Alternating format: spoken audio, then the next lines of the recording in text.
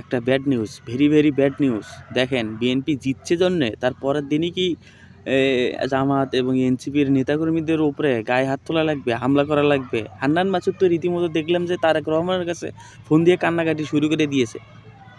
এখন এইরকম যদি হয়, এনসিপির নেতাকর্মীরা, জামাতের নেতাকর্মীরা বিএনপির ওপরে সে আগের মতো এখন বিএনপি প্রতিশোধপনা হয়ে আছে যে আওয়ামী লীগের নেতাকর্মীরা যেরকম বিএনপিকে কোণঠাসা করে রাখতো, হামলা মামলা মোকদ্দমার মধ্যে রাখতো, নির্বাচনে জয়ী হওয়ার পর বা নির্বাচনের সময় বিরোধী পার্টি বলে কিছু ছিল না, এইরকম কি আপনার ভোটের পরের দিন, নির্বাচনের পরের দিনই এরকম শুরু করে দিতে হবে? দেখেন এখানে পঞ্চগড় 1 আসনে 30 জায়গার বেশি জায়গায় নাগরিক পার্টি এনসিপির নেতাকর্মীদের ওপর হামলার অভিযোগ করেছে উত্তরাঞ্চলের মুখ্য সংগঠক সার্জিস আলম। সার্জিস আলম কিন্তু এমনিতেই কোনো অভিযোগ করে না, এবং হান্নান মাসুদ সেখানে তার এলাকায় এইরকম তাদের নেতাকর্মীদের ওপরে যে হামলা হয়েছে, বিএনপিরা হামলা করেছে নির্বাচনে জেতার পর, এটা কিন্তু অভিযোগ করেছে। এবং তারেক রহমানকে বারবার ফোন দিয়েছে কিন্তু ফোনে পায়নি।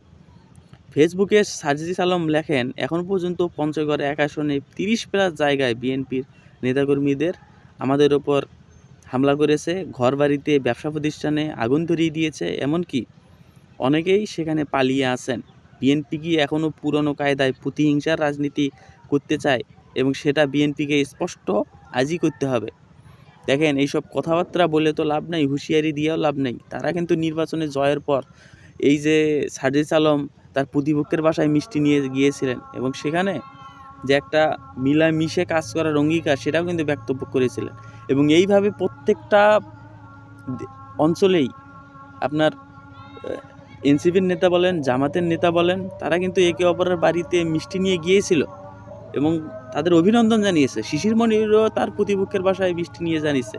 এবং এই বলে যে বিএনপি এখন ক্ষমতায় এসেই যে জামাত কিংবা এনসিপির নেতাকর্মীদের ঘরবাড়ি জ্বালিয়ে দেবে, হামলা মোকদ্দমা এগুলো শুরু করবে, এটা কিন্তু কোনোভাবেই কাম্য না। এবং এখানে জনগণ কিন্তু চুপ থাকবে না। জনগণ কিন্তু পাল্টা প্রতিক্রিয়া দিলেই, বিএনপি এখন যেহেতু ক্ষমতায় এসেছে, তারা ক্ষমতার লেলিহান শিখা যদি না দেখাতে চায়, তাহলে অবশ্যই এদের আওয়ামী লীগের মতো স্বৈরাচারী হওয়ার একটা যে পথ, সেটা কিন্তু বিএনপি এখন পেয়ে যাবে। এবং এটা যদি সহ্য করার জামাত এনসিপি সহ্য করতে পারে, তাহলে কিন্তু আওয়ামী লীগের মতোই পথ ধরতে হবে বিএনপিকে। ধন্যবাদ।